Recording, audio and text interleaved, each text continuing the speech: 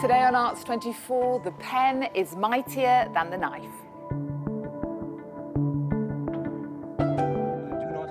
More than 35 years ago, Salman Rushdie wrote the novel The Satanic Verses. What followed was a religious decree calling for his death from Iran's Ayatollah, decades of threats, years spent in hiding, and in 2022 a knife attack that nearly killed him. All because of a book he wrote.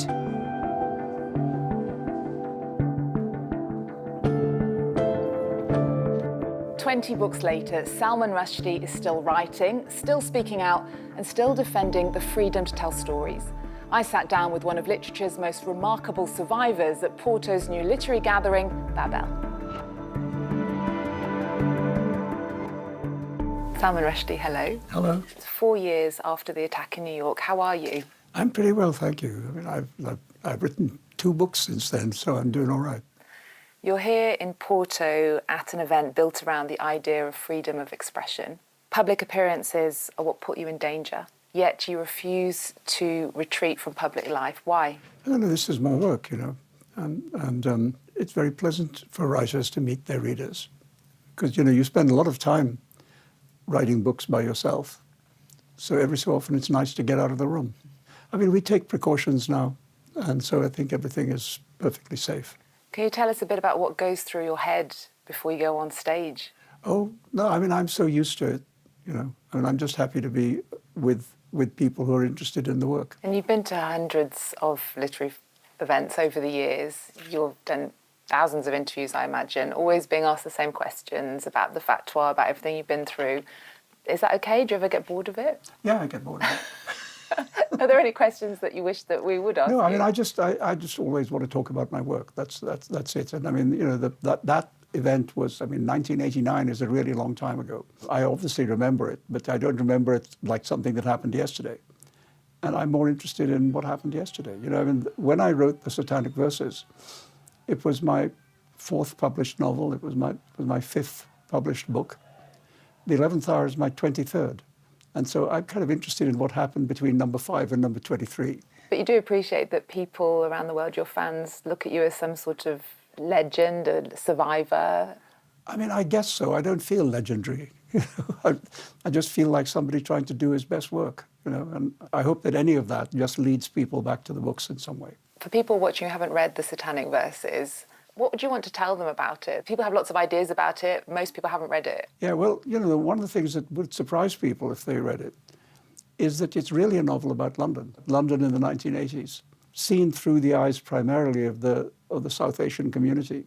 The main characters are Indian Pakistani. And I think of it as my London novel. And in it, there are a couple of dream sequences, one of which is the one which caused some people to object, but most of the people who objected didn't read it. You know, so it's a very strange history that book has had, which is that it was condemned mostly by people who never opened a copy of it. And I think that very often happens to books that are banned and attacked. People who called James Joyce's Ulysses pornographic had quite clearly never looked at a copy of it. People who thought Vladimir Nabokov's Lolita was in favor of pedophilia had obviously never looked at this extremely moral book.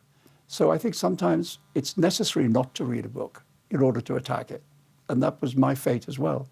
But fortunately, the book has stuck around, you know, and it has a very large number of readers. And I think the people who read it understand that the book that actually exists is rather different than the book that was in the news.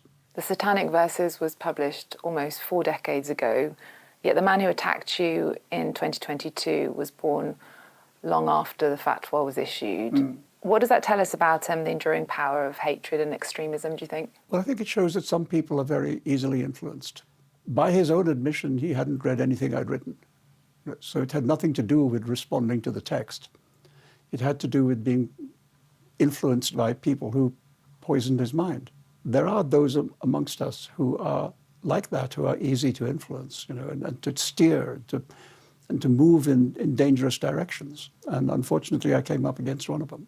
When you look back at everything that's happened, everything that you've been through, do you ever wish you'd never written that book? No, I mean, I'm very proud of it. I think the fact that it's still widely read in, I don't know what, 50 languages, you know, I think is a kind of victory. Did you ever think about those risks when you were writing it? Not really, no. In order to be free as a writer, you have to make the assumption of freedom. If you're worried about whether it's okay to write something, then you're not free. I do find you very positive. You don't seem to have any bitterness. You seem really at peace with everything that you've been through. How do you explain that? You can put it one way. I think I'm tougher than I thought I was. But also, you know, it's been a long time. It's been now almost 4 years since the attack, and yeah, I mean, it was traumatic, and I needed a fair amount of therapy, and you know, I went through all that process of dealing with post-traumatic stress disorder. But I'm okay now, you know, and anyway, it's always been my nature to look forward rather than backwards. You wrote Knife to confront what happened to you. The 11th Hour is your first work of fiction since the attack. What was it like to go back to your imagination as opposed to write about something real? Oh, it was completely joyful, actually, you know, because after the attack, there was a while when I couldn't think about fiction. And I think until I wrote the memoir, it was impossible to go back to the imaginative world. You know, but happily, almost immediately that I finished the memoir, it's like a little door in my head opened and the stories started tumbling out again. So the stories are about death, ghosts, endings, what comes after. Has surviving the attack changed the way you think about life, about death, about yourself? There's also just the fact that I'm getting older. I'm about to be 79. When you're up at that point, obviously issues such as approaching the end of the story become more present in your thoughts. So I wanted to write about all of that. Well, how do people face the last act of life? With peaceful acceptance or with rage or with some strange mixture of the two. But I didn't want the book to be sad. I wanted it to be almost playful, you know. And I think the stories are quite funny. And it's my first ghost story about an old man who dies in the first sentence. It rather surprised me. I wasn't expecting him to die. There's a line in the Satanic Verses, actually, in which an old lady says that she knows what a ghost is. It's unfinished business. And I thought this is a story about unfinished business, about a man who in his lifetime was very badly wronged and who wants, before he can rest, so to speak, he needs justice. May I ask you how you're facing the last act? Oh, I'm planning my 100th birthday, which I think has to be a dance party. I'm just going forward. I mean, I'm in reasonable health and still have stories to tell.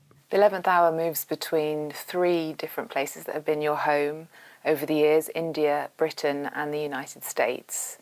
Where do you feel most at home now? Well, I feel differently at home in the 3 places. You know, I think with India, the place where you're born and where you grew up always has a sense of home like nowhere else does, the childhood place. And I spent longer in England, really, than anywhere else. So I have, you know, a lot of my close family is there, a lot of my oldest friends are there. So I have that sense of home. And America, I mean, I've now lived in New York for more than 26 years. So that's where I hang my hat, you know. But one of the things I think about the modern world in which so many people move across the planet, many of us end up in places which are not the place where we began. You know, and so I think the idea of home becomes complicated and becomes plural instead of singular. Sometimes I envy writers who are deeply rooted in one place. You know, William Faulkner, who can spend a lifetime making great literature out of a tiny part of the world. And that's not been my story. Do you think you'll stay in New York? Yeah, I mean, I've got no plan to leave in spite of everything. You are an American citizen now.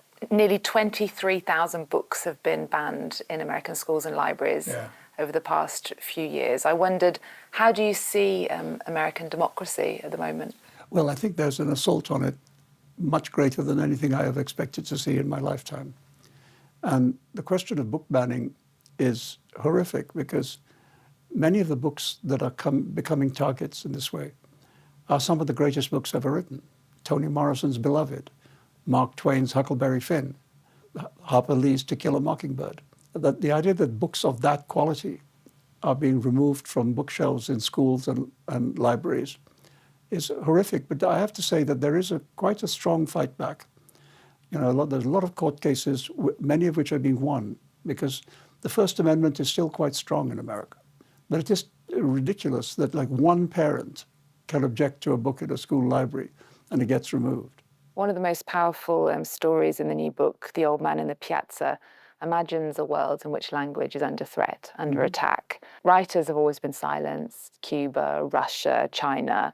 Writing's always been a risky business. Yes. After experiencing what you have, is that your greatest fear, censorship? It's something broader than censorship. I think what's happening is a kind of gulf between people of different opinions. And that gulf gets wider and deeper. And it becomes actually very hard for people, even people who speak the same language, to communicate with each other. And if we lose the ability to talk to each other, that's a very dangerous thing for any society. And I think that's happening, not just in the United States, but in many countries of the world that I care about. I mean, you mentioned 3 countries that I've written about in this book, and I think some version of that is happening in all those countries. Looking back at your career then, from Midnight's Children in 1981, which won the Booker Prize, to the Satanic Verses and beyond, has there been a defining idea through your work? Well, first of all, it's that what we were saying earlier, that I'm able to look at the world from different angles, whether it's from the East or from the West. But also that I've always thought of myself as a writer of the big city, a metropolitan writer. And one of the characteristics of the big city is you have many, many different realities colliding with each other. People from all over the world, languages from all over the world. And that complexity, the idea of the crowd and of diversity, I think is very much at the heart of a lot of what I write. You're such a legendary figure in the world of literature. What books do you read? Which authors do you admire? Right now, Kiran Desai's new novel, The Loneliness of Sonia and Sunny, it's a big 800-page novel, which took her about 15 years to write. I think it's something very like a masterpiece. And I think we have to use the word masterpiece very carefully because there aren't very many. And like me, she's lived in many parts of the world. And so the book is set in many places with an enormous cast of characters, all beautifully drawn. I mean, it's like an old-fashioned 19th century novel. Salman Rushdie, tell us what's next for you then? Just the next book, which is coming slowly, but I'm in no rush. I have time. Okay, Salman Rushdie, thank you so much. Thank you.